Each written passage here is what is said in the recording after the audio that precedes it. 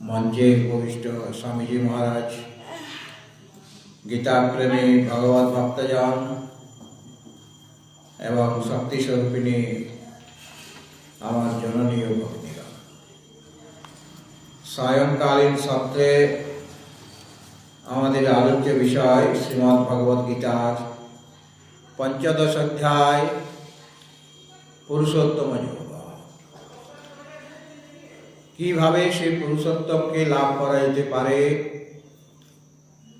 এবং তাকে পেলেই সব পাওয়া হয়ে যায় এবং এই সংসার সাগর থেকে উত্তীর্ণ হওয়া যায়, সেই অমৃতময় উপদেশ শ্রী ভগবান অর্জুনকে দিয়ে চলেছেন। এবং এই যে ৫ম অধ্যায় শেষের দিকে একটি মন্ত্র আছে।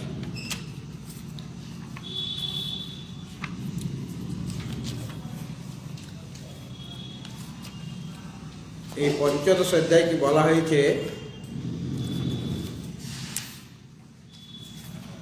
ইতি গুহ্যতমং শাস্ত্রম ইদমুক্তং ময়া নঘ এতদ্ বুদ্ধ্বা বুদ্ধিমান স্যাৎ কৃতকৃত্যস্য ভারত। এই যে ৫ম অধ্যায়, একে শাস্ত্র বলা হয়েছে। ইতি গুহ্যতমং শাস্ত্র, এটা একটা শাস্ত্র। এই ৫ম অধ্যায়টা যদিও গীতার একটা অবয়ব, ১৮টা অধ্যায়ের মধ্যে এটা একটা অধ্যায়, ৫ম অধ্যায়, কিন্তু এটা স্বতন্ত্রভাবে একটা শাস্ত্র, সেটা ভগবান নিজেই মুখে বলছেন। ইতি গুহ্যতমং শাস্ত্র, কেবল শাস্ত্র, সাধারণ শাস্ত্র নয়, গুহ্যতমম, অত্যন্ত গোপনীয়। যদিও শাস্ত্র শব্দে সম্পূর্ণ গীতাকে বোঝানো হবে, যেহেতু গীতার আলোচনা করা হচ্ছে। শাস্ত্র মানে সম্পূর্ণ গীতা একটাই শাস্ত্র, তথাপি এই যে ৫ম অধ্যায়, এই অধ্যায়ে গীতা শাস্ত্রের সম্পূর্ণ গীতার এই ১৮ অধ্যায়ের সার এখানে বলে দেওয়া হয়েছে। কোথায়? এই ৫ম অধ্যায়ে। এবং সমগ্র বেদের অর্থ, বেদের রহস্য এখানে নিহিত হয়ে আছে। সম্পূর্ণ বেদের তাৎপর্য এই ৫ম অধ্যায়ে বলা আছে। আর সমস্ত গীতার যে সার, সেটা এই ৫ম অধ্যায়ে বলে দেওয়া হয়েছে। এই জন্য এই অধ্যায়কে, ৫ম অধ্যায়কে শাস্ত্র বলা হলো। ভগবান নিজ মুখে এটাকে শাস্ত্র বলেছেন। ইতি গুহ্যতমং শাস্ত্রম ইদমুক্তং ময়া নঘ এতদ্ বুদ্ধ্যা বুদ্ধিমান স্যাৎ। এর মহিমা কি? এই শাস্ত্র পড়ে, এই ৫ম অধ্যায় শ্রবণ করে তোমার লাভ কি হবে? এতদ্ বুদ্ধ্যা বুদ্ধিমান স্যাৎ। এই যে শাস্ত্র ৫ম অধ্যায়, এটাকে বুদ্ধা মানে জেনে, ভালোভাবে অবগত হয়ে, বুদ্ধিমান চ কৃতকৃত্য, সে বুদ্ধিমান হবে, অর্থাৎ জ্ঞানী হয়ে যাবে। আর কৃতকৃত্য স্যাৎ, কৃতকৃত্য হয়ে যাবে, মানে জীবন সফল হবে, কর্ম করার আর কোনো প্রয়োজন হবে না। কৃতকৃত্য, কৃত্য মানে কর্ম, যার কর্ম করা হয়ে গেছে, কর্ম করার আর প্রয়োজন নেই, কেননা তার সব অভাব মিটে গিয়েছে। আমরা এই অধ্যায়ে আলোচনা করতে করতে গতকাল ৭, ৮ নম্বর শ্লোকের আলোচনা আরম্ভ করেছিলাম। এর আগেও আলোচনা হয়েছে এটাই, এই দুটা শ্লোক নিয়ে। আজকেও এই দুটো শ্লোক নিয়ে আলোচনা করা হবে। ৭, ৮ এই দুটা শ্লোক আমরা সহজভাবে পাঠ করে নেব। মমৈবাংশ জীবলোকে জীবভূতঃ সনাতনঃ মনঃ ষষ্ঠানীন্দ্রিয়াণি প্রকৃতিস্থানি কর্ষতে শরীরং यदवाप्नोति यच्चापि उत्क्रामति शरः गृहीत्वैतानि संयाति वायुर्गन्धानि वासयात् वायुर्गन्धानि वासयात्।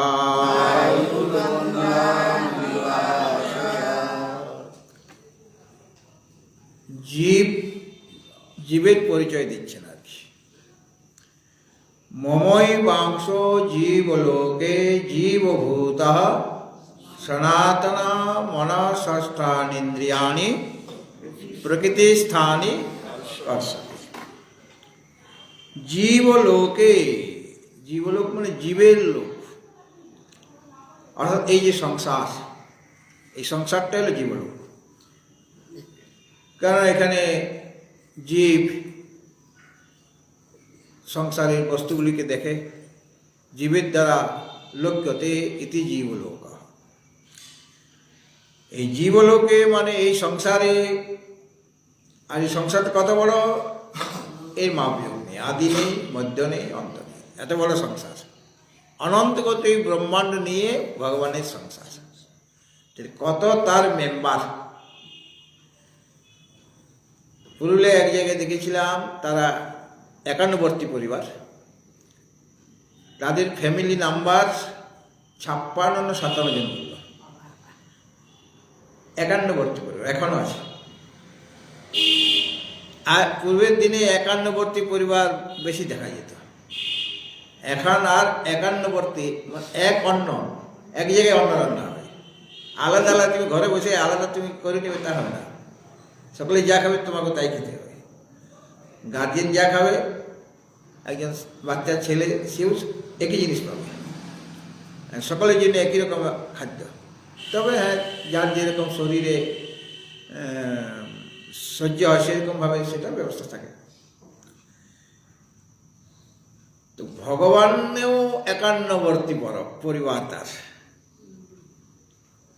অর্থাৎ পুরোটা নিয়ে তার সংসার, এবং সকলকে এক জায়গায় থাকতে হবে, মানে এই সংসারে থাকতে হবে। কিন্তু ভিন্ন ভিন্ন জায়গায় সংসার, এই পৃথিবী, তারপরে ভূগোলোক, ভূ ভুব মহাজন, ভূ ভুব স মহাজন তপসত্যম, এদিকে নিচে 7টা লোক। এইভাবে অনন্ত কোটি ব্রহ্মাণ্ড আর অনন্ত কোটি জীব, জীবের সংখ্যা নেই, অনন্ত কোটি জীব রয়েছে। এমনি বলা হয় 14 লক্ষ যোনিতে ভ্রমণ করতে হয়।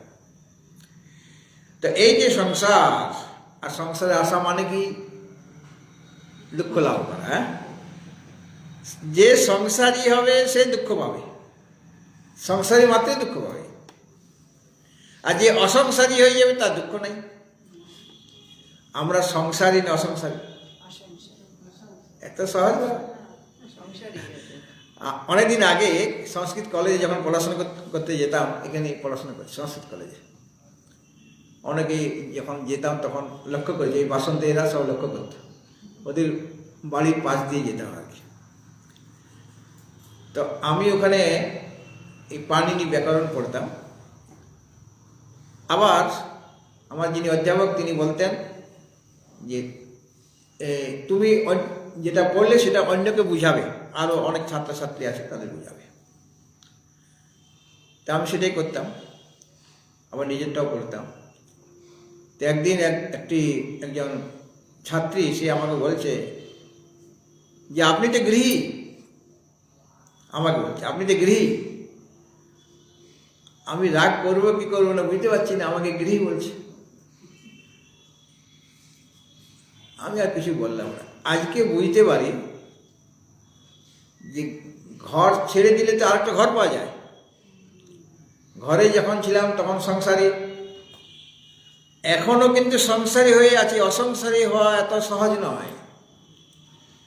সংসারী মানে কর্তৃত্ব ভক্তিত্ব লক্ষণ সংসার, যেখানে কর্তৃত্ব ভক্তিত্ব আছে সেটা সংসার। আর যে মনে করবে যে আমি কর্তা ভোক্তা, সে সংসারী। তা ঘর ছেড়ে দিলে আমি কর্তা আমি ভোক্তা কি চলে যায়? এটা আমার আশ্রম, আমার এত শিষ্য ভক্ত আছে, হ্যাঁ, কর্তা ভোক্তা কিনা। শিষ্যরা এরকমভাবে আমাকে মাঝে মাঝে উপহার দেয়, হ্যাঁ, দক্ষিণা দেয়, প্রণামী দেয়। আর আমার এটা কি আশ্রম, আরো কয়েকটা আশ্রম আছে। তাহলে কর্তৃত্ব ভক্তিতে হলো কিনা আমি এতগুলো আশ্রমে কর্তা, তার মানে কি এখন ঘোরতর সংসারী। কখন অসংসারী হবে? এই ঘরটা কার? গোপালের। এই বাগানটা কার? গোপালের, আমার নয়, গোপালের। এই গরুটা কার? গোপালের, গোপাল দুধ খাবে, হ্যাঁ। এইরকম ভাবে যখন সব তার হয়ে যাবে, আমার নয় কিছু, তাহলে আমাকে ভোগ করতে হবে, কারণ আমার তো নয় কিছু। এই বাগানটা কে, ফুল, এই বাগানটা কে করেছে, কে এত পরিশ্রম করেছে, সব গোপালের কাজ। গোপাল নিজেই ফুল ফোটায়, গোপাল নিজেই বাগানের কাজ নিজেই করে। আর যদি বলে আমি বাগানটা সাজিয়ে রেখেছি, আমি সুন্দরভাবে এত পরিশ্রম করতে হচ্ছে, জল দিতে হচ্ছে, সার দিতে হচ্ছে, তাহলে তুমি এখনো কর্তা আর ভোক্তা এই বোধটা তোমার রয়েছে, এবং তুমি সংসারী। তো সংসারী যতক্ষণ আছি, মানে আমি কর্তা আমি ভোক্তা, এই বোধটা যতদিন আছে ততদিন তোমাকে দুঃখ পেতে হবে। আর যখন তুমি বলতে পারবে আমি অকর্তা আর অভোক্তা, মানে শুধু মুখে প্রকাশ করা নয়, কার্যে প্রকাশ। মুখে তো অনেকে কিছু বলতে পারে, আমার তো কিছু নেই, আমার কিছু নয়। মহারাজ ঘড়িতে দিলাম, তখন তো মহারাজ কি করছে, ধরুন আমি বলছি না না আমার তো কিছু নেই, কিছু নেই। যখনই আমার মহারাজ বলবে যে এটা বেশ সোনার ঘড়ি বটে, কাজে মহারাজ তাহলে এটা নিচ্ছি, এটা তো আপনার নয়, কাজে এটা আমি নিলাম, তখন খপ করে হাতটা ধরবো।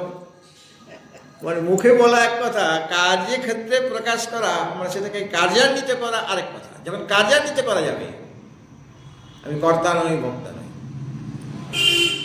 এমনি শোনা গেছে রামকৃষ্ণ মিশনের একজন প্রাচীন মহারাজ, অনেক ভীষণ অসুস্থ, শরীর চলে না, তার সেবক আছে,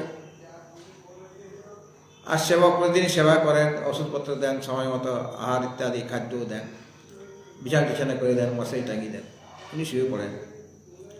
আবার সকালে এসে প্রণাম করে তার সেবায় রত হয়ে যান।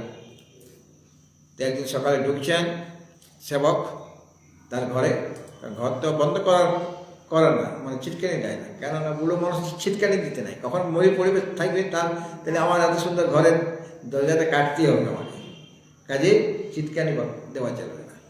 বৃদ্ধদের এটা নিয়ে কখন কি বিপদ হয়। তো যাই হোক, তো উনি গেছেন, গিয়ে স্বামীজিকে জিজ্ঞেস, মহারাজ কেমন আছেন? আই এম সো, আমি খুব ভালো আছি। তখন সেবক বলছেন, আপনাকে দেখে তো বোঝা যাচ্ছে না, আপনি যে ভালো আছেন এটা আমি বুঝতে পারছি না, কারণ আপনার চোখ কোটর ঢুকে গেছে, আর কীরকম মুখটা ফ্যাকাশে হয়ে গেছে, সারা রাত্রি ঘুম হয়নি বলে মনে হচ্ছে, খুব কষ্ট পেয়েছেন। বলে না না আমার কোনো কষ্ট নেই। তো এই যে শরীরটা খুব কষ্ট পেয়েছে কালকে, এই শরীরটা ঘুমাতে পারেনি, অর্থাৎ শরীর থেকে তিনি আলাদা, এটা তার বোধ দৃঢ়ভাবে আছে। এই আমার ওই যেটা মুখে বলছি সেটার মধ্যে দৃঢ়তা থাকতে হবে, মানে সেটা অনুভবে নিয়ে আসতে হবে। যখন আমি অনুভবে বলতে পারবো আমি কর্তা নই ভোক্তা নই, তখন তুমি অসংসারী হয়ে গেলে, তখন তুমি আর জীব নও, তখন তুমি শিব হয়ে গেছো। যতক্ষণ জীব ততক্ষণ তার কর্তৃত্ব ভক্তিত্ব রয়েছে, তার উপাধি রয়েছে। আর উপাধি যখন ভঙ্গ হয়ে যাবে, উপাধিটা এসেছে কেন? অজ্ঞানের প্রভাবে, অবিদ্যার প্রভাবে। শরীরটাতে যে শরীরে যে অহং বুদ্ধি বা যত অনাত্মাতে আমি অহং বুদ্ধি করছি, তার কারণ কি? ওই তার মূলে আছে একজন অবিদ্যা, অজ্ঞান, মায়া। সুতরাং সেই মায়া বা অজ্ঞান যখন জ্ঞানের দ্বারা নাশ হবে, তখন তার কোনো উপাধি থাকবে না, মানে উপাধিতে যে আসক্তি বা আকর্ষণ ছিল সেটা থাকবে না, এবং তার দৃঢ় অনুভব হবে যে আমি শরীর নই, আমি ইন্দ্রিয় নই, মন নই। তখন আর কাজ কে করে? অধিষ্ঠানং তথা কর্তা করণঞ্চ পৃথক বিদম বিবিধাস্য পৃথক চেষ্টা দৈবঞ্চৈবাত্র পঞ্চমম, এই পাঁচজনে মিলে কাজ করে। একটা পঞ্চায়েত আছে, পাঁচজনে মিলে, আমার যেমন পঞ্চায়েত, পঞ্চায়েতটা কোথা থেকে এলো? আমার মনে হয় এই গীতা থেকে পঞ্চায়েত শব্দটা এসেছে। কেন ওখানে গীতাতে বলা হয়েছে অষ্টাদশ অধ্যায়ে কে কাজটা আসলে করে। অধিষ্ঠানং তথা কর্তা করণঞ্চ পৃথক বিধম বিবিধাস্য পৃথক চেষ্টা দৈবঞ্চৈবাত্র পঞ্চমম, এই পাঁচজনে মিলে কাজ করে। অধিষ্ঠানং মানে শরীর, কাজ করতে গেলে শরীরের প্রয়োজন কিনা? শরীর ছাড়া হবে? শরীর ছাড়া মানে স্থূল শরীরটা চাই আমার। এটা হলো অধিষ্ঠান শরীর। তথা কর্তা মানে অহংকার, অধিষ্ঠানং তথা কর্তা, একটা অহংকার চাই, তবে গিয়ে কাজটা হবে। আর পৃথক বিধঞ্চ করণম, ভিন্ন ভিন্ন ব্যাপার বিশিষ্ট যে ইন্দ্রিয় সকল আছে, মন বুদ্ধি আর পঞ্চকর্মেন্দ্রিয় পঞ্চজ্ঞানেন্দ্রিয় এরা সব আছে, এরা না থাকলে কাজ হবে না। ইন্দ্রিয় আমার চাই, মানে বহিরিন্দ্রিয় আর অন্তরিন্দ্রিয়, তাদের এক একজনের এক এক রকম ব্যাপার আছে, মানে চেষ্টা করে এক এক রকম ক্রিয়া আছে। এই দুই মানে তিন হয়ে গেল। অধিষ্ঠান একটা মানে শরীর, কর্তা একজন মানে অহংকার দুই, আর পৃথক বিধঞ্চ করণম মানে এই যে অন্তরিন্দ্রিয় বহিরিন্দ্রিয়, যাদের ব্যাপার আলাদা আলাদা। চক্ষুর কাজ হচ্ছে দেখা, কর্ণের কাজ হচ্ছে শ্রবণ করা, ব্যাপার সব আলাদা আলাদা। তো তিন হয়ে গেল। আর বিবিধাস্য পৃথক চেষ্টা, এই যে প্রাণ অপান সমান উদান জ্ঞান, এই পঞ্চ প্রাণ আছে না, পঞ্চ প্রাণের সকলেরই কাজ আলাদা আলাদা, প্রাণের কাজ আলাদা আলাদা। যেমন একই ব্যক্তি, দেবদত্ত তার নাম, সে যখন রান্না বান্না করছে তখন সে পাচক, তার নাম হয়ে যায় পাচক, রান্না করছে। আবার সে যখন কানে ফু দিচ্ছে, যখন যখন উনুনে ফু দিচ্ছে তখন সে পাচক, তার নাম পাচক হয়ে গেল। আর যখন সে কানে ফু দেয় গুরুদেব, আবার যখন সে কলেজে অধ্যাপনা করছেন তখন অধ্যাপক। ব্যক্তি কি আলাদা আলাদা? ব্যক্তি একই ব্যক্তি। সেরকম ভাবে প্রাণ তো একটাই, কিন্তু তার এক এক মানে ভিন্ন ভিন্ন যখন কাজ হবে তখন তার নাম আলাদা আলাদা হয়ে যাবে। প্রাণ অপান সমান উদান আর জ্ঞান, এই যে পৃথক পৃথক প্রাণের যে কার্য, প্রাণ বায়ু যদি না থাকে, না চলে, তাহলে আমার দ্বারা কোনো কাজ হবে? প্রাণশক্তি চাই আমার, তবে কি কাজ হবে। আর দৈবঞ্চৈবাত্র পঞ্চমম তত্ত্ব, ইন্দ্রিয়ের যে অধিষ্ঠাত্রী দেবতা তারা পঞ্চম। মোট পাঁচজন হবে কিনা? এই পাঁচজনে মিলে কাজ হবে, যে কোনো কাজ, সেটা শারীরিক হোক, বাচিক হোক, মানসিক হোক, যত রকমের কর্ম আছে, সেটা ন্যায় কার্য হোক বা অন্যায় কার্য হোক, শুভ কাজ হোক বা অশুভ কাজ হোক, এই পাঁচজনের দ্বারা, সেটা শারীরিক হোক মানে শরীরের প্রাধান্য যেখানে থাকবে সেটা শারীরিক কর্ম, বাক্যের প্রাধান্য যেখানে থাকবে সেটা বাচিক কর্ম, আর মনের যেখানে প্রাধান্য থাকবে সেটা মানসিক কর্ম। শারীরিক কর্মই করো আর বাচিক কর্মই করো, মানে আমি কথা বলছি মনে করি, এটা বাচিক কর্ম। এখানেও পাঁচজন আছে। শরীরের দ্বারা আমি হয়তো জল বাথরুম থেকে নিয়ে আসছি বা কিছু করছি, সেটা শারীরিক কর্ম। আবার মনে মনে আমি চিন্তা করছি, ওটা মানসিক কর্ম। যে সবগুলি করতে গেলে এই পাঁচজনেরই লাগবে। শারীরিক কর্ম করো, বাচিক কর্ম করো, মানসিক কর্ম করো, সেটা ন্যায় হোক অথবা অন্যায় হোক, পাঁচজনকে লাগবে। ন্যায় হলে পাঁচজনই তার জন্য রয়েছে, অন্যায় হলে ওই পাঁচজনেই দায়ী। একজন মানে উনি দায়ী তা বলা যাবে না, পাঁচজনেই দায়ী। কেন তো পঞ্চায়েত, পাঁচজন মিলে কাজ হচ্ছে। এই পাঁচজনের মধ্যে তুমি কে? তুমি আছে ওর নাম, তোমার নামটা আছে ওর মধ্যে, পাঁচজনের মধ্যে ভগবান নামটা লিখে দিয়েছে কি? নাই। কাজে কর্ম কার দ্বারা হচ্ছে? অন্যের দ্বারা হচ্ছে, আমার দ্বারা হচ্ছে না। কিন্তু আমি কি বলছি? আমি কর্ম করলাম, তাহলে আমি নিজেকে কর্তা বলে বলে দিচ্ছি, প্রকাশ করে দিচ্ছি। একটা রাস্তাতে খুন হয়েছে, প্রকাশ্যে খুন হয়ে গেছে। আর পুলিশ এসে গেল থানা থেকে, লালবাজার থেকে, আর অনেক লোক জড়ো হয়ে গেছে, একত্রিত হয়ে গেছে, খুন হয়েছে। পুলিশ এসে জিজ্ঞেস করছে, তো এই যে খুন হয়েছে একে চেনো, বা কিভাবে খুন হলো, কে খুন করলো দেখেছো কেউ? দেখলেও বলছে না না না আমরা দেখিনি, আমি ওই সময় ছিলাম না। এটা খুন হওয়ার পর চিৎকার চেঁচামেচি শুরু হলো যখন, তখন এলাম ঘর থেকে। অথচ এর মধ্যে কেউ দেখেছেন? বা ওদের মধ্যে একজন মার্ডার আছে, যে হত্যা করে সেও আছে, কিন্তু সে বলে আমি তো জানি না যে আসল হত্যাকারী।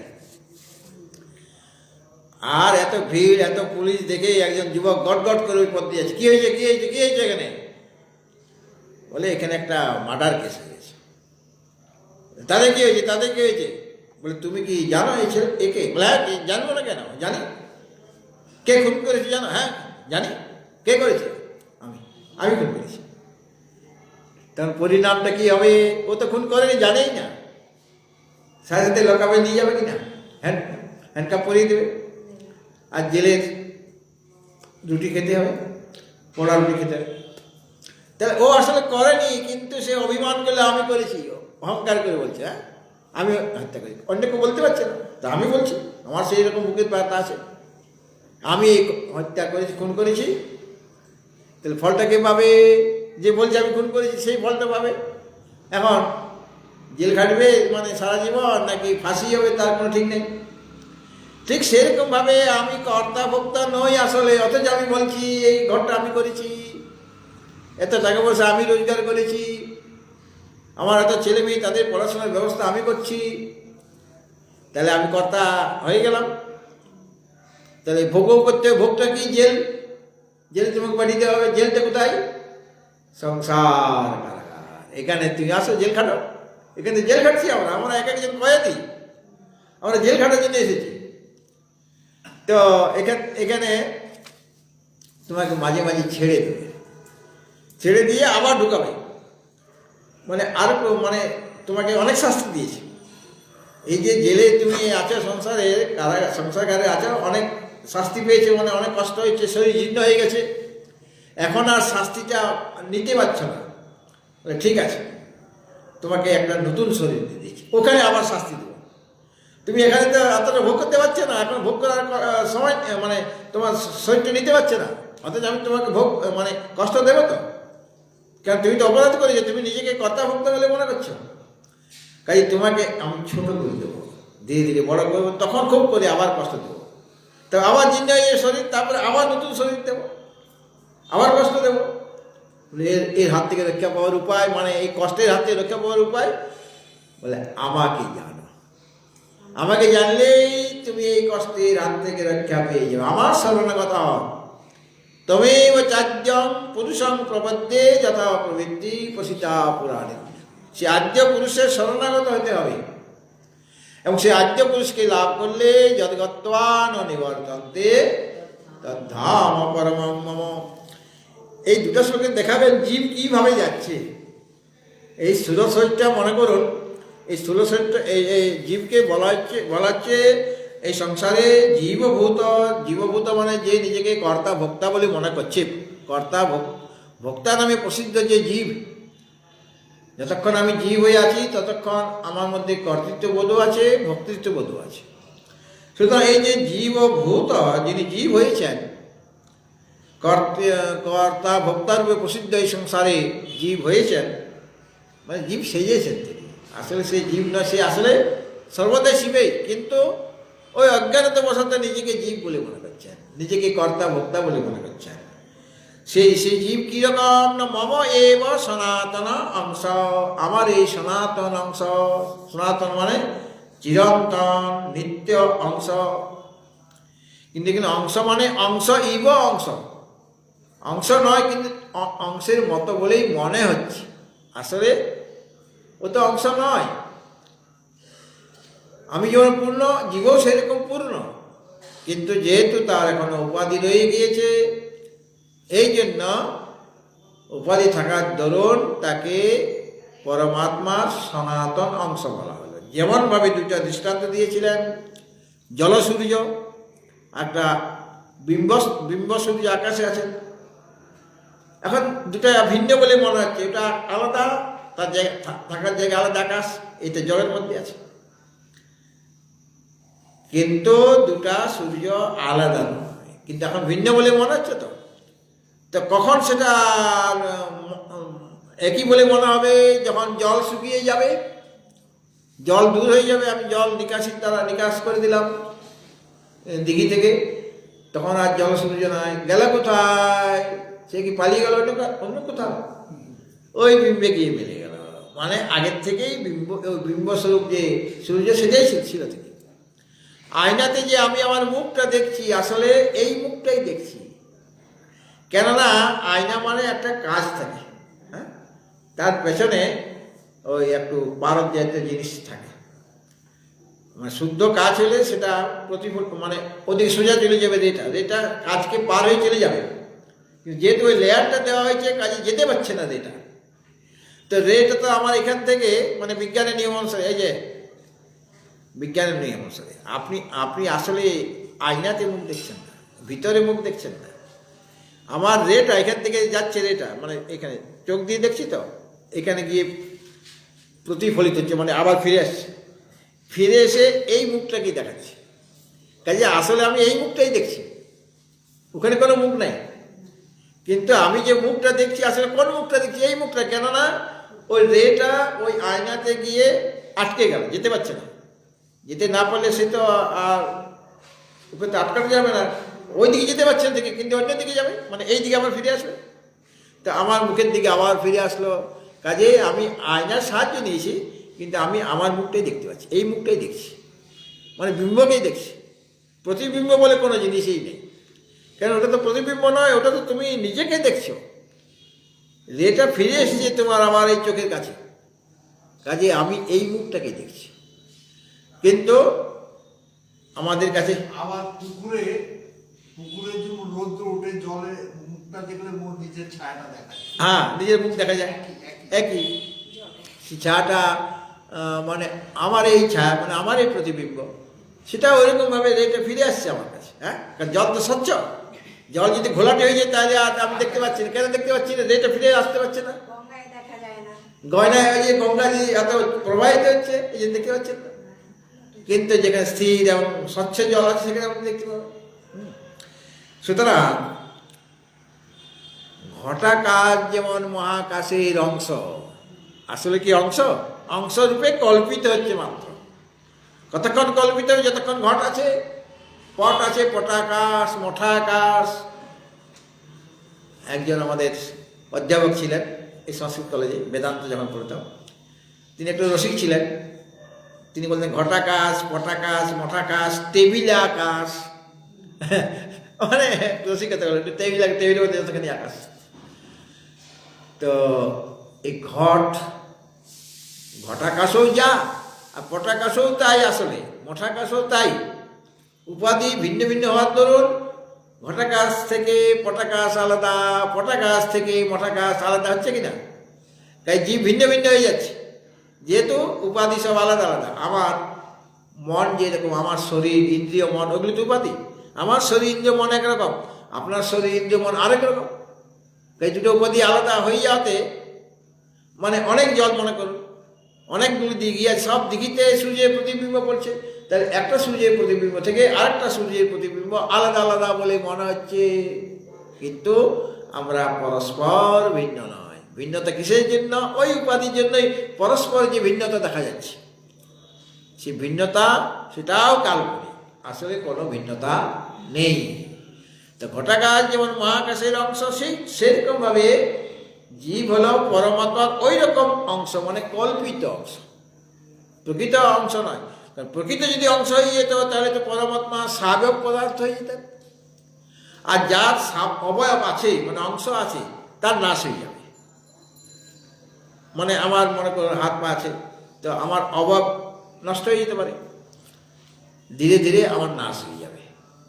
একটা বস্ত্র, আমি নতুন বস্ত্র কিনেছি, উজ্জ্বলতা কিরকম উজ্জ্বল, মনে করুন শাড়ি কিনেছি, উজ্জ্বল রংচমক, উজ্জ্বলতা আছে, আর তার সুতার গুণন সেই রকমভাবে আছে। যত দিন যাচ্ছে উজ্জ্বলতা কমছে না বাড়ছে? দিন দিন কম, যত আপনি কাছাকাছি করবেন। আর আগেকার দিনে সোডাতে সিদ্ধ করা, সোডায় সিদ্ধ করলে একদিনে উজ্জ্বলতা শেষ। হ্যাঁ, কারণ গ্রাম দেশে ভালো জামা একটা, আমার বন্ধু একটা ভালো জামা কিনেছে, কি সুন্দর ঝকঝক করছে, আমি ওইরকম কষ্ট করে কিনলাম। তারপরে মাকে বললাম এটা ময়লা হয়ে গেছে, এটা কেচে দেবে। বলে হক কেচে দেবো, একদম সোডা দিয়ে ফুটিয়ে যখন দিল, বলে এটা কার জামা, এটা আমার লয়, আমারটা উজ্জ্বল ছিল। বলে সোডা দিয়ে সিদ্ধ করে দিয়েছে, এটা পর যা। আমাদের সাবান কোথায় পাবো আমরা? তো সাবান দিয়ে ভালো মানে দামি সাবান দিয়ে কাচলে তার উজ্জ্বলতা কমবে, কিন্তু ধীরে ধীরে কমবে। হ্যাঁ, কিন্তু সোডা দিয়ে কাচলে একদিনে শেষ হয়ে যাবে। তো সেরকম ভাবে ওই সুতাটার বস্ত্রটার উজ্জ্বলতা কমছে। আগে টান দিয়ে ছিঁড়া যাচ্ছিল না, কিছুদিন পরে মানে 3-4 মাস বা 6 মাস ব্যবহার করার পরে একটু খোঁচা লাগলেই ছিঁড়ে যাচ্ছে, আর সুতাগুলি আলগা হয়ে যাচ্ছে। সুতাগুলি মানে সুতার সমষ্টি তো বস্ত্র, অনেকগুলি সুতা আছে, সেই সুতার সমষ্টি হচ্ছে বস্ত্র। সুতাগুলি সেইরকমভাবে সাজানো আছে, কাজে একজনের শাড়ির মানে ওই যে নকশাগুলি আলাদা আলাদা হয়ে যাচ্ছে, সেই সাজাবার কায়দা সুতাগুলিকে সেরকমভাবে সাজানো আছে। তা সুতাগুলি ধীরে ধীরে আলগা হয়ে যাচ্ছে, সুতাগুলি জীর্ণ হচ্ছে, মানে বস্ত্র জীর্ণ হচ্ছে। যে শাড়িটা আপনি কিনলেন, যত ব্যবহার করছেন, সেই শাড়ি পাল্টে পাল্টে যাচ্ছে, একটা শাড়ি থাকছে না আপনার। কেন? সব সময় অবাক পরিবর্তন হচ্ছে, সকলের পরিবর্তন, কেউ স্থির নয়। ওই সুতোটাও স্থির নয়, ধীরে ধীরে এই সুতোটা জীর্ণ হয়ে যাচ্ছে, প্রতিদিনে ক্ষণে ক্ষণে জীর্ণ হচ্ছে। তাহলে আমি যে বস্ত্রটা কিনলাম, যখন বাড়ি নিয়ে আসলাম, তখন ওইটা আলাদা শাড়ি হয়ে গেছে।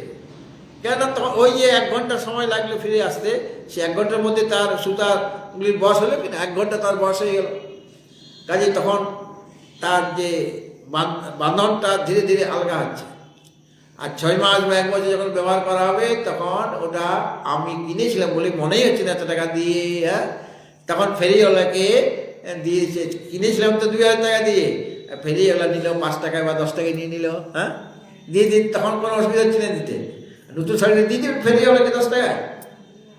কাজে সব ক্ষণভঙ্গ, ক্ষণস্থায়ী, মানে প্রতি মুহূর্তে মুহূর্তে সব পরিবর্তিত হয়ে যাচ্ছে, এক থাকছে না।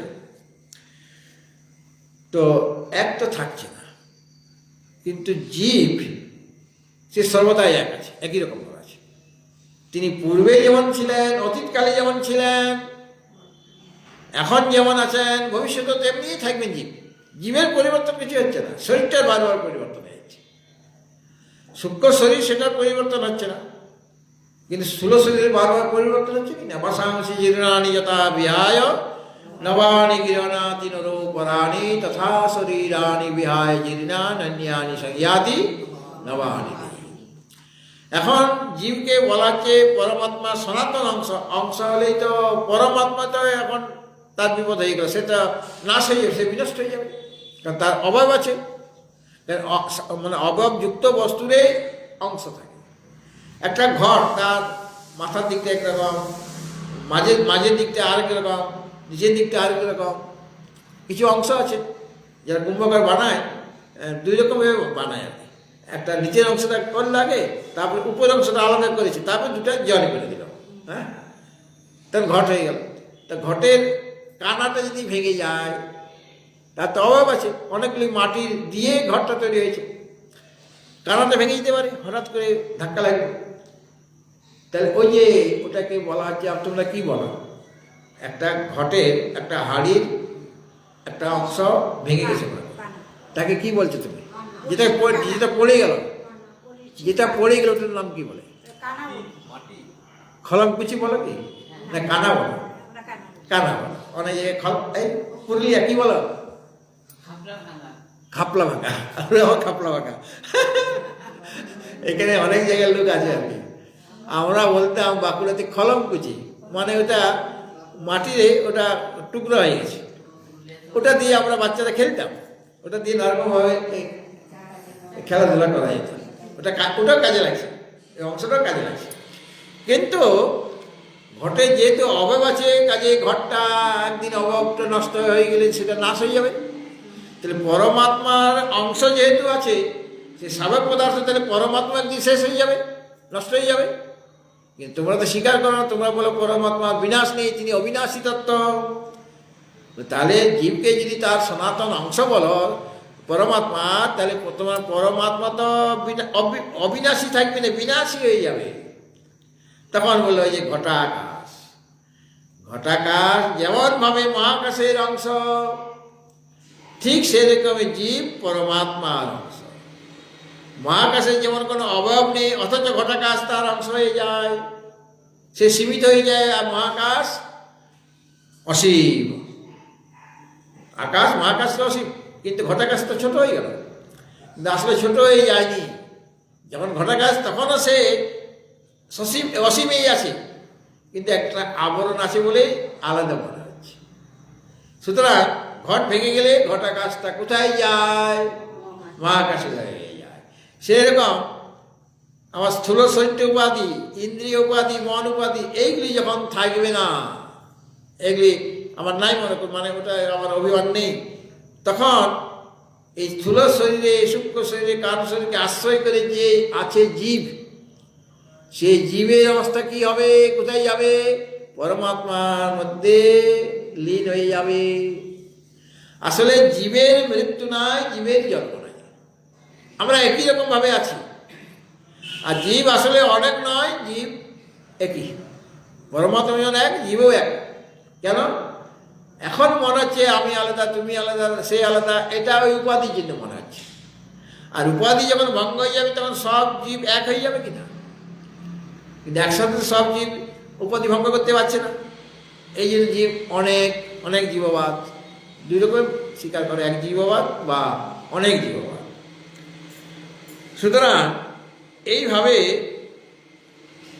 জীব আমার এই সনাতন অংশ। আর যখন একটা শরীর, যখন তো এই শরীরটা যখন পেয়েছে, স্থূল শরীর, পাঞ্চভৌতিক দেহ, এটা তো একদিন একদিন নষ্ট হবে। সে 10 বছরে, 20 বছরে, 20 বছরে, বা 50 বছরে, বা 100 বছরে, বা 200 বছরে, একদিন একদিন তো নষ্ট হবে। যারা যোগী তারা 1000 বছর কাটিয়ে দিতে পারে, কিন্তু নষ্ট তো একদিন না একদিন হবেই। তখন এই শরীরকে আশ্রয় করেই তো জীব রয়েছে। আমাদের একই বৃক্ষে দুইটা পাখি, মুন্ডক উপনিষদে বলা হয়েছে।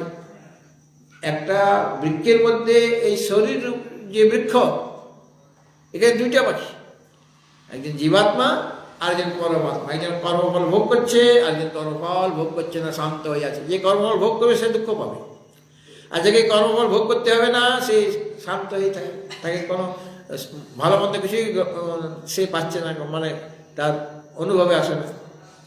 সুতরাং এই যে জীব এই শরীরের মধ্যে আছে, আবার এই শরীরের মধ্যে আরেকজন আছে পরমাত্মা। যদিও জীব আর পরমাত্মা একই, কিন্তু এখন দুজন আলাদা আলাদা হয়ে আছে। এই শরীরের মধ্যে আছে, জীবও আছে, পরমাত্মা আছে। পরমাত্মা সর্বব্যাপক, আর জীব এই শরীরটাতে আছে, ওই শরীরটাই নেই। আর পরমাত্মা এই শরীরেও আছে, এই শরীর যে পরমাত্মা, আপনার শরীর সে একই পরমাত্মা, পরমাত্মার কোনো ভিন্নতা নেই। কিন্তু জীব এই শরীরে যে জীব আছে, ওই শরীরে সেই জীব নাই, সেটা আলাদা জীব, কারণ তার উপাধি আলাদা, সে নিজেকে আলাদা মনে করছে। সুতরাং এই যে একটা শরীরের মধ্যে জীবও আছেন, পরমাত্মা আছেন। যখন স্থূল শরীরটার মৃত্যু হয়ে গেল, স্থূল শরীরটা নষ্ট হয়ে গেল, তা এটা তো তার থাকার জায়গা ছিল, থাকার জায়গা ছিল এটা, তাহলে তার ঘরটা ভেঙে গেল। তো ঘর ভেঙে গেলে বেচারি কি করবে? আর একটা নতুন ঘর তার চাই। কিন্তু এখান থেকে কিছু নিয়ে যাবে? বলে নেওয়ার কাজ নেবে, নিয়ে যাবে, একা যাবে না। আমরা দেখতে পাবো না, আমরা দেখতে পাবো না। সে মনে হবে যে কিছুই নিয়ে গেল না, টাকা পয়সা তার ব্যাংকেই পড়ে আছে বা ঘরে দিয়ে দিয়েছে, ঘর বাড়ি যা বাড়ি সব এখানেই রয়ে গেছে, ওগুলো তো নেওয়ার দরকার নেই। যেখানে যাবো সেই ঘর বাড়ি ছেলে মেয়ে সব পাওয়া যাবে। হ্যাঁ, যেটা দরকার সেটা নিয়ে যেতে হবে তাকে। কেন? যে আরেকটা স্থূল শরীর পাবে তাকে নিয়ে যেতে হবে। তাকে নিয়ে যাবে মনস্য স্থান ইন্দ্রিয়ানি প্রকৃতি স্থানই কর্ষতি, ওগুলিকে নিয়ে যাবে। অর্থাৎ যখন সে চলে যাচ্ছে এই স্থূল শরীর থেকে, স্থূল শরীর নষ্ট হয়ে আর তো থাকা যাবে না, ঘর ভেঙে গেছে, ঘর একদম বুলডোজার দিয়ে ভেঙে ফেলে দেওয়া আছে। হ্যাঁ, এখন সেই বেচারি কী করে আস্তে আস্তে ঘুরবে কি? সেই ঘরের মধ্যে যে ছিল মূল্যবান জিনিস সেটা সে নিয়ে চলে যাবে।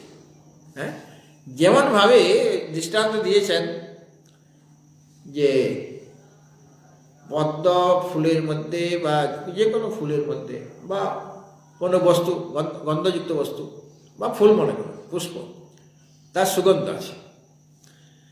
ফুল তো ফুটে আছে তো ওখানে অনেক দূরে ফুল ফুটে আছে, অনেক দূর ফুল একসাথে ফুটে আছে, আর আমি এখানে বসে বসে গন্ধ পাচ্ছি।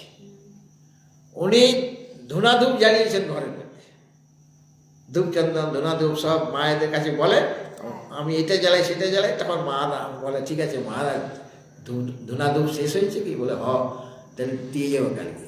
আর ধূপচন্দন নেবেন? বলে হ, তখন দিয়ে যাবো। তা আমি উনি পাচ্ছেন, ওনার অনেক মা আছে, আর উনি ঘরে জ্বালাবেন, আর আমি 3 তলা থেকে গন্ধ পাচ্ছি। বাবারে এত সুন্দর গন্ধ কোথা থেকে আসছে?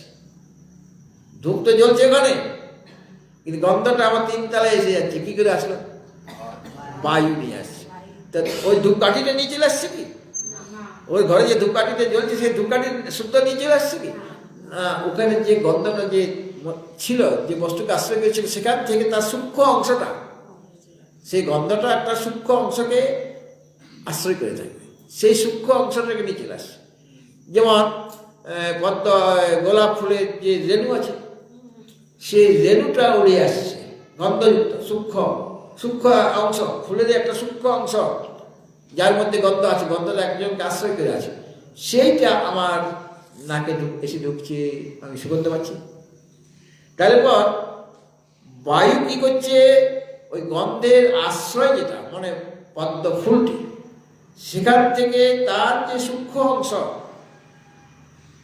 রেণু, তার মধ্যে গন্ধ লেগে আছে, গন্ধ আছে, সেই রেণুটা সূক্ষ্ম যে ফুলের একটা অংশ, তার মধ্যে গন্ধ যুক্ত হয়ে সেইটা আমার কানে নাকে এসে লাগছে, আর আমার সুগন্ধ লাগছে।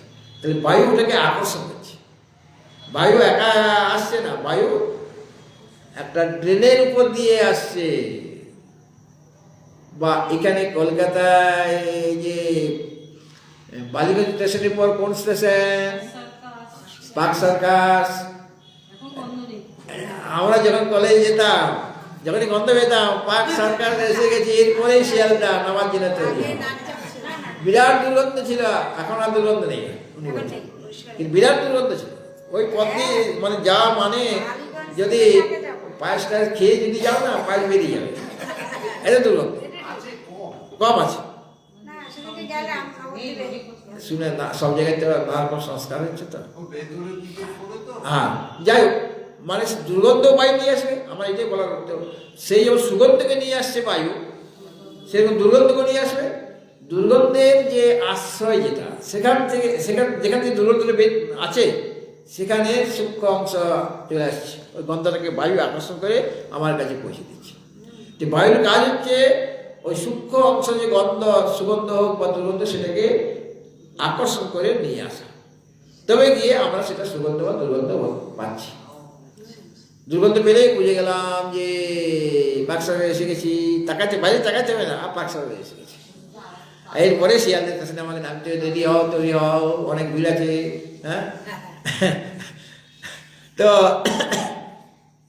সেরকম ভাবে স্থূল শরীর তো এখন যাওয়ার সময় হয়েছে, এখন ঘরেই আছে, এখনো শ্মশানঘাটে নিয়ে যাওয়া হয়নি। এখন যে বুঝতে পারছে এই শরীর আর থাকবে না, ঘর তো ভেঙে যাবে। যোগীরাজের বুলডোজার এসে গেছে, এতে এখন এখন টিউমার হয়ে যাবে। তখন সে রেডি হচ্ছে ওখান থেকে পালাবার জন্য, সে রেডি হচ্ছে। তখন জীব কিন্তু একা যাবে না, আমার একা যেতে ভয় করে, একা যেতেও পারবে না। গন্ধটা একা আসতে পারে, তার একটা সূক্ষ্ম অংশ চাই। গন্ধটা যে আসবে বায়ুকে আশ্রয় করে, ওই ফুলের একটা সূক্ষ্ম অংশ আশ্রয় করে গন্ধটা আসছে। সেরকমভাবে জীব এই স্থূল শরীরটার মধ্যে আরো যে 2 জন আছে, সূক্ষ্ম শরীর, তাকে আকর্ষণ করবে। সূক্ষ্ম শরীরের মধ্যে সব আছে। এখানে মনঃষ্টান ইন্দ্রিয়ানি বলা হয়েছে। ষষ্ঠ ইন্দ্রিয়ানি মানে 6টা জ্ঞানেন্দ্রিয়, আর মন মানে অন্তঃকরণ, এই 6টা, ওইগুলিকে আকর্ষণ করে নিয়ে যাচ্ছে, মানে সূক্ষ্ম শরীর চলে যাচ্ছে আর কি। আর সূক্ষ্ম শরীরটা গিয়ে মানে সূক্ষ্ম শরীর যা, আর সূক্ষ্ম শরীর কাকে আশ্রয় করে থাকে? কারণ শরীরকে, দুজনেই যাচ্ছে। তাহলে জীব সূক্ষ্ম শরীরকে আকর্ষণ করছে মানে সাথে সাথে কারণ শরীরে যাচ্ছে, মানে অবিদ্যা যাচ্ছে, অবিদ্যা থেকে সে মুক্ত হয়ে যায়নি, কারণ তার তো জ্ঞান হয়নি এখনো। সে যে গেল, এরপর যেখানে যাবে সেখানে আরেকটা স্থূল শরীর লাভ করবে, তার জন্য আগের থেকে তৈরি হয়ে যাচ্ছে। হ্যাঁ, আরেকটা স্থূল শরীর ছাড়া তো সে তো এমনি হাওয়ায় ভাসতে থাকবে, আরেকটা স্থূল শরীর না হলে তো কোথাও সে বসতে পারছে না, কাজে আরেকটা স্থূল শরীর সে পাবে। তাহলে এখান থেকে আকর্ষণ করছে। এই জন্য বললেন যে মনঃষ্ঠানি ইন্দ্রিয়ানি প্রকৃতি স্থানি কর্ষতি। মন যার ষষ্ঠ, মানে পঞ্চ ইন্দ্রিয় আর মনটাকে নিলে মনটা ষষ্ঠ স্থানীয় হয়ে গেল কিনা? মন যা ষষ্ঠ, এমন যে ইন্দ্রিয়ানি মানে শ্রোত্র, ত্বক, চক্ষু, জিহ্বা, নাসিকা, এই যে পঞ্চজ্ঞানেন্দ্রিয়, পঞ্চজ্ঞানেন্দ্রিয় মন হলো ষষ্ঠ, মানে 6জন, যদিও সকলেই যাচ্ছে, এটা তো বলে দিল, কিন্তু পঞ্চকর্মেন্দ্রিয়, পঞ্চপ্রাণ, আর মন মানে মন, বুদ্ধি, চিত্ত, সবই যাবে। হ্যাঁ, মানে সূক্ষ্ম শরীরে যে 17টা অভাব সব সকলেই যাবে। সূক্ষ্ম শরীর যে 17টা অভাব আছে, তো পুরো সূক্ষ্ম শরীরকে সে আকর্ষণ করছে এই স্থূল শরীর থেকে। কারণ সূক্ষ্ম শরীর, স্থূল শরীরটা কাকে আশ্রয় করেছিল? সূক্ষ্ম শরীরকে। সূক্ষ্ম শরীর কাকে আশ্রয় করে আছে? কারণ শরীরকে। এখন স্থূল শরীর সে আলগা হয়ে গেল, সাপের খোলসের মতো আলগা হয়ে গেল, হ্যাঁ, সে জীর্ণ হয়ে গেল। এখন সূক্ষ্ম শরীর কারণ শরীর রয়েছে, তাকে জীব, জীবটাই ঘরে ছিল, সেই স্থূল শরীর, সূক্ষ্ম শরীর, কারণ শরীর, তিনটাকে আশ্রয় করেছিল। একটা ওই স্থূল শরীর থেকে তখন ওই দুটো জিনিসকে সে নিয়ে চলে যাচ্ছে। এই জন্য বললেন মন যা ষষ্ঠ, এমন যে ইন্দ্রিয়, ইন্দ্রিয় মানে এখানে পঞ্চ জ্ঞানেন্দ্রিয় বলা হয়েছে, সেইগুলিকে তাদের যে প্রকৃতি, প্রকৃতি মানে স্থান, চোখে থাকার জায়গা একটা আছে। চোখ কি হাতে আছে? একটা চক্ষু গোলক আছে, এখানে হলো চক্ষু স্থান, এটা হলো কানের স্থানের জায়গাটা, এটা হলো মানে নাসিকা, এইটা জায়গাটা, এটা তার ঘর। প্রকৃতি মানে তারা যেখানে যেখানে থাকে, চক্ষু সব জায়গায় থাকে না, চক্ষু একটা জায়গায় থাকে, চক্ষু গোলকে। কর্ণ, এখানে কর্ণ ইন্দ্রিয় যেটা, সেটা এখানে থাকে। এইটাই কিন্তু ইন্দ্রিয় নয়, এটা যেটা আমি দেখতে পাচ্ছি, এটা কর্ণ ইন্দ্রিয় নয়। কর্ণ ইন্দ্রিয়কে দেখা যাবে না। আমি তো আয়নার মধ্যে নিজের কানটা দেখতে পাচ্ছি কিনা, কিন্তু একটা ঘরটাকে দেখতে পাচ্ছি, ঘরের মালিককে দেখতে পাচ্ছি না। মানে ইন্দ্রিয়গুলি সব ইন্দ্রিয়ের অতীত, ইন্দ্রিয়ের দ্বারা কোনো ইন্দ্রিয়কে দেখা যাবে না। এই যদি দেখা যেত তাহলে সূক্ষ্ম শরীরে যাচ্ছে, আর দেখো ওই দেখো দেখো দেখো সূক্ষ্ম শরীরে যাচ্ছে, অমুক দেবদত্তের সঙ্গে। হ্যাঁ, এটা বুঝবে কি করে সূক্ষ্ম শরীর যাচ্ছে? না, ওই কেন বোঝা যাবে না? কারণ সূক্ষ্ম শরীর তো 17টা অভাব, যদি ইন্দ্রিয়গুলিকে দেখা যেত তাহলে আমি দেখতে পেতাম, কিন্তু ইন্দ্রিয়গুলিকে কেউ দেখতে পায় না। একটা প্রশ্ন করেছিলাম আমি ডাক্তারকে, যে মানুষের প্রাণটা যখন যায় তাকে কি করে বোঝা যায়? বলে আপনি দেখতে পারবেন না, একটা কাচের ঘরে তাকে যদি রেখে দিন মরার আগে, সে তখন যাবে, তখন কাজটা ফাটিয়ে দিবে।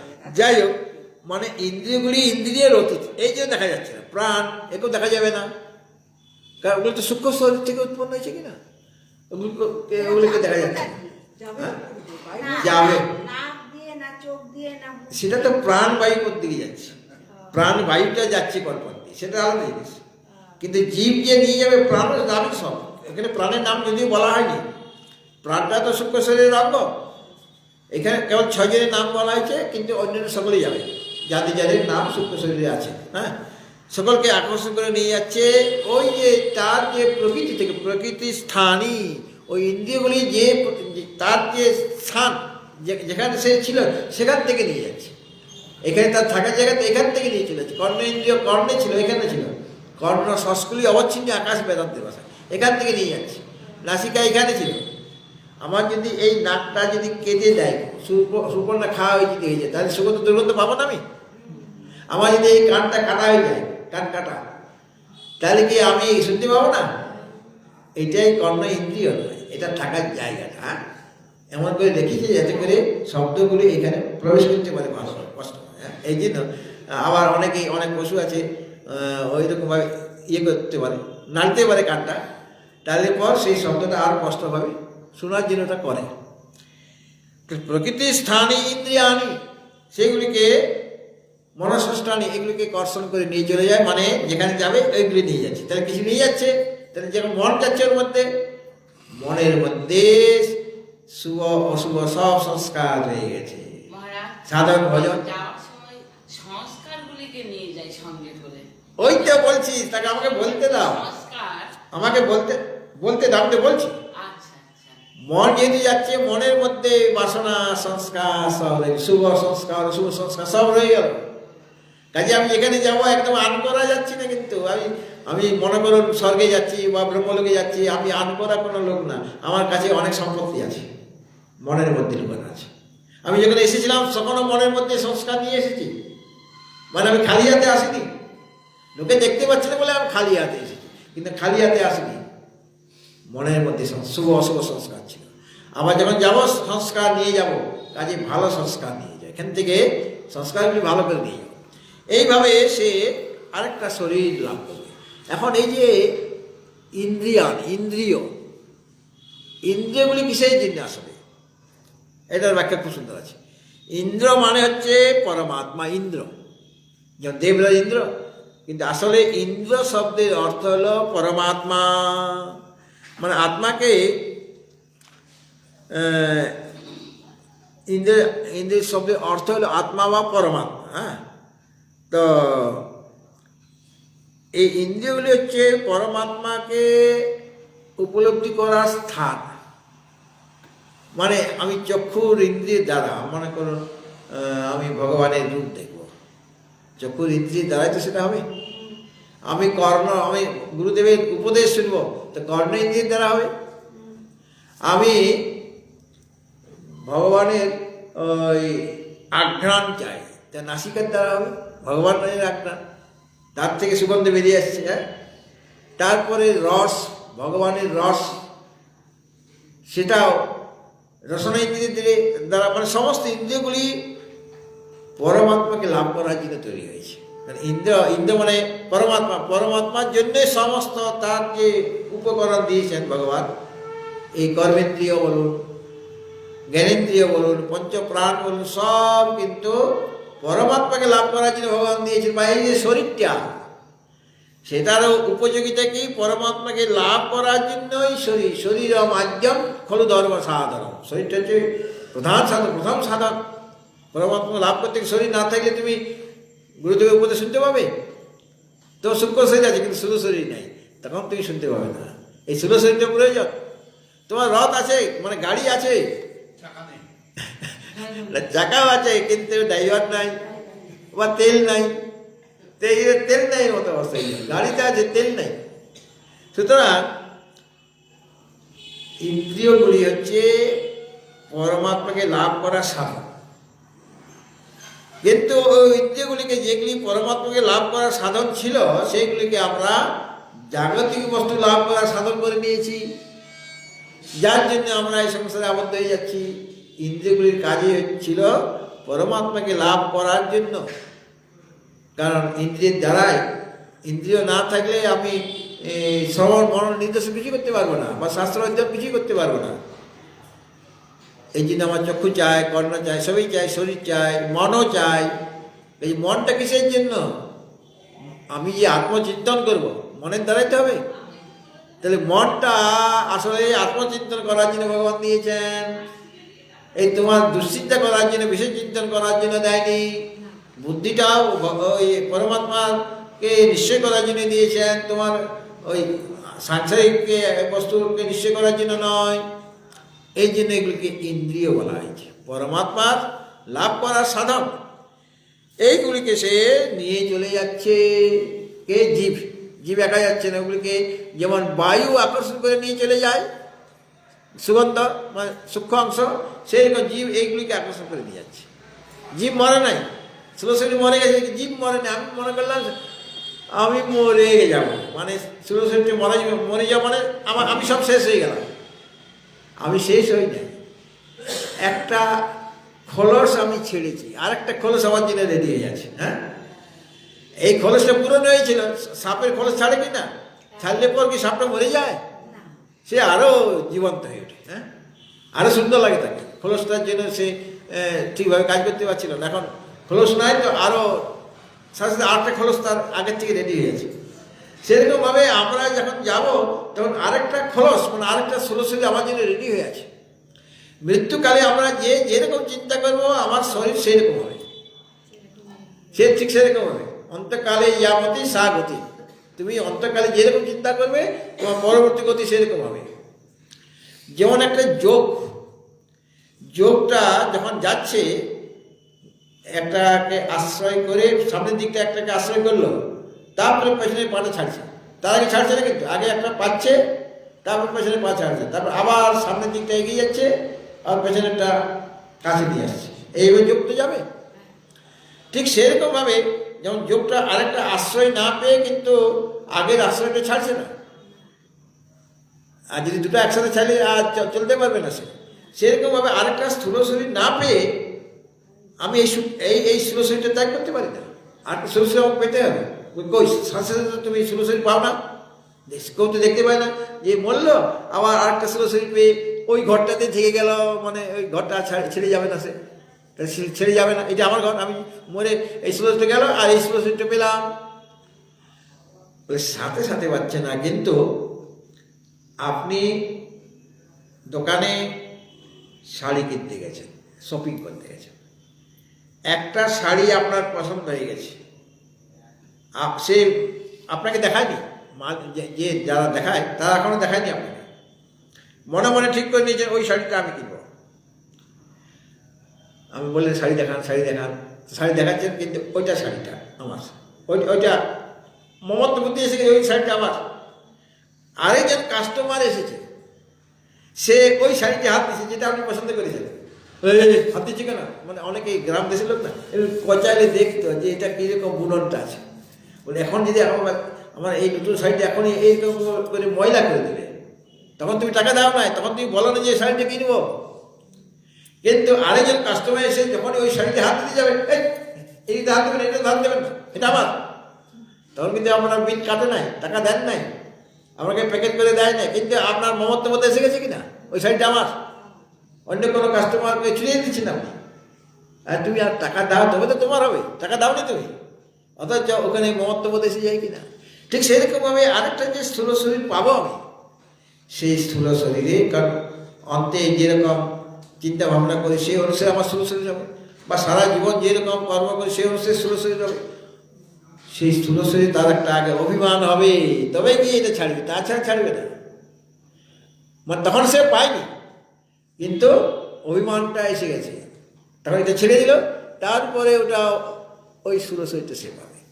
মানে আর স্থূল শরীর নির্দিষ্ট না করে এই বর্তমান স্থূল শরীর সে ত্যাগ করবে না, এটা শাস্ত্রের বিধান বলে, যোগের মতো এইভাবে যায়, মানে আপনার শরীর সে পায়, সাথে সাথে না পেলেও ওই মমত্ব বুদ্ধি তার এসে গেছে, ওটা আমার শরীর, সেটা অন্য কেউ আর পাবে না, তার জন্য রেডি হয়ে আছে।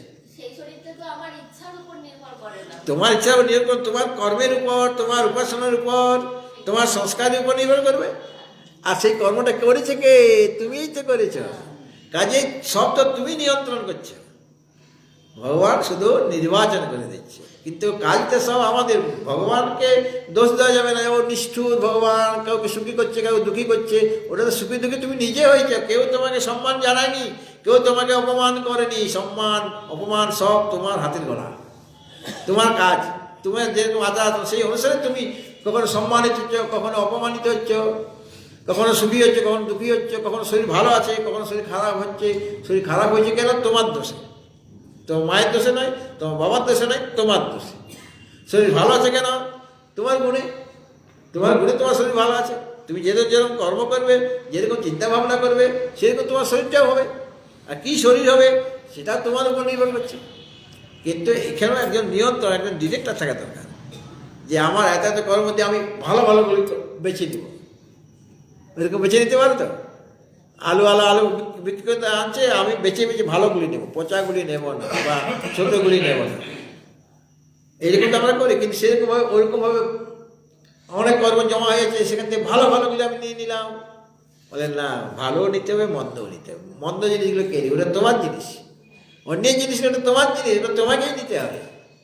কিন্তু কখন নিবে, কোন শরীরে তোমার ওটা ভোগ করতে পারবে, সেটা একজন ঠিক করে দেবেন।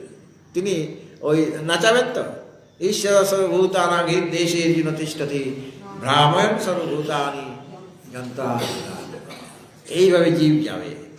তাহলে দেখুন, জীব এইভাবে যাচ্ছে, আবার আসবে, আবার যাবে, এইভাবে তো গমনাগমন।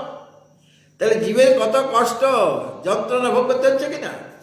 এই যন্ত্রণার হাত থেকে রক্ষা পেতে গেলে ওই জীব যার সনাতন অংশ, সেই সনাতন অংশের তুমি চিন্তন করো, তার শ্রবণ করো, তার মনন করো, তার ধ্যান করো, তবে গিয়ে, কারণ তুমি তো আসলে পরমাত্মা স্বরূপে একটু চিন্তা ভাবনা করলেই তুমি নিজের স্বরূপটা খুঁজে পাবে। সব কাজ ছেড়ে দিয়ে, অন্য সব বাজে কাজ, মিথ্যা কাজ বাদ দিয়ে সত্য কাজটা করো, সত্যের চিন্তন করো, সত্যম বদ, মিথ্যা মা বদ, সত্য আচরণ করো, সত্য কথা বলো, সত্যকে আশ্রয় করো, তবে গিয়ে তুমি তো সত্য স্বরূপে তুমি অনায়াসেই। যেমন একটা সোনা আংটি অনেকদিন ব্যবহার করা হয়নি, ঘরে পড়েছিল, ওটাকে মনে হচ্ছে যেন কি বটে, তো ওটা তো স্বরূপত সোনা। আর যখনই একটু পদ্মারের কাছে নিয়ে গেলাম, একটু ঘষে দিল, তার আছে ওষুধ আছে, মানে সেরকম মেডিসিন আছে, কিছু আছে, একটু ঘষে দিল, সাথে সাথে উজ্জ্বল হয়ে গেল, সোনার মতো উজ্জ্বল হয়ে গেল। কেন উজ্জ্বল হয়ে গেল? একটা রূপাকে যদি রেখে দিতাম, ওটা ঘষে সোনা করে দিতে পারতো কি? যেহেতু ওটা সোনার আংটি, কিন্তু অনেক দিন অব্যবহারে ওর উপরে মল জমে গেছে, ওটা অনায়াসে ওটা উজ্জ্বলতা ফিরে আসতে পারে কি না? অনায়াসে। সেরকম আমরা তো সর্বদাই পরমাত্মা স্বরূপে, এখন অনায়াসে আমরা আমাদের স্বরূপতা ফিরে পেতে পারি। কি করতে হবে? আত্মা বা ওরে দ্রষ্টব্য, শ্রোতব্য, মন্তব্য, নিদিধ্যাসিতব্য। ভগবত ভক্তজন, আজকে এখানে সমাপ্ত হচ্ছে। আবার আমি আসবো আপনাদের কাছে মার্চের শেষ দিকে। হ্যাঁ,